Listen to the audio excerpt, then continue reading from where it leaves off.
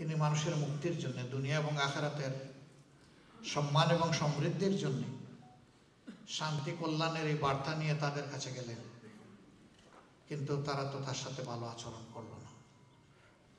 এমনকি তার আপনজনও তার দুশ্মনে পরিণত হয়ে গেল।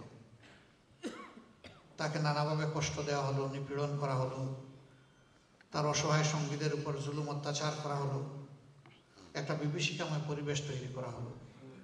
এক পর্যায়ে দারুণ নদবায় বসে তাকে হত্যা করার সিদ্ধান্ত পাকাপোক্ত হলো। আল্লাহ তাআলার ইচ্ছা, ইশারা এবং ব্যবস্থাপনায় আল্লাহ তাআলা তাকে মক্কা থেকে মদিনায় নিয়ে গেলেন।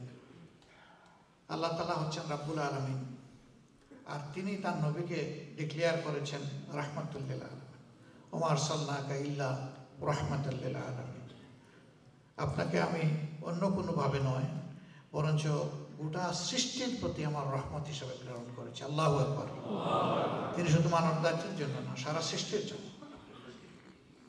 সেই প্রেমের নবী, দয়ার নবী, সেই রহমতের এক দরিয়া, তিনি যখন সঙ্গী সিদ্দিক আকবর রাদিয়াল্লাহু তাআলা আনহুকে সাথে নিয়ে মক্কা থেকে মদিনায় হিজরত করছিলেন, তার বাহনের দুটি পা মক্কার সীমানায়, মদিনার সীমানায়, পিছনের দুটি পা মক্কার সীমানায় রয়ে গেছে।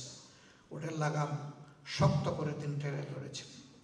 পিছনের দিকে ঘুরে তাকালেন, সজল নেত্রে বললেন, হায় মুখা, তোমার সন্তানেরা আমাকে থাকতে দিল না। টপ টপ করে চোখ দিয়ে পানি চল। হযরত আবু বকর সিদ্দিক রাদিয়াল্লাহু তাআলা আনহু তাকে সান্ত্বনা দিলেন। নিজেকে সামলে আবার তিনি মদিনার দিকে রওনা করলেন।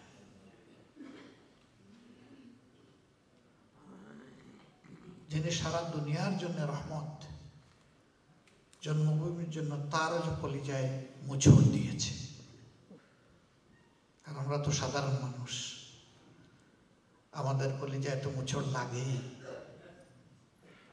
আমি মনে করি এর তীব্রতা আমাদের চেয়ে আপনারা বেশি অনুভব করেন, কারণ আমরা ওখানে থেকে থেকে দেখে দেখে অভ্যস্ত হয়ে গিয়েছি। চোখের সামনে না থাকার কারণে ছোট বিষয় অনেক সময় বড় হয়ে চিন্তার জগতে ধরা দেয়। এইভাবেই আপনারা আমাদের পাশে হিমালয় পর্বতের মতো আছেন, এটি আমাদের অনেক গর্বের।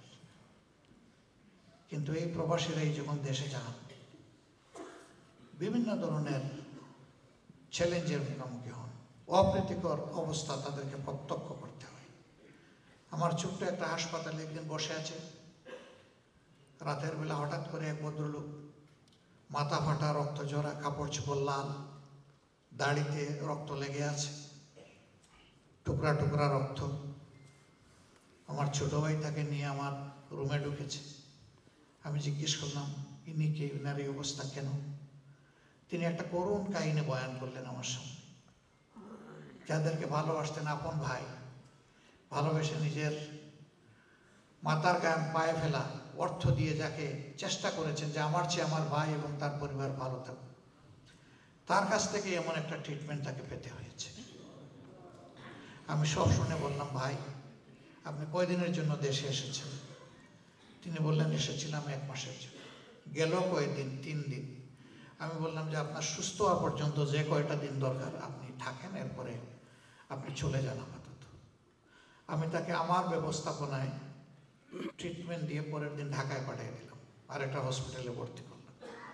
তা আমি কয়জনকে জানি, কয়জনের দুঃখের কথা জানি। এটা একটা সিম্বল। আমি একটা সিম্বলিক উদাহরণ দিলাম।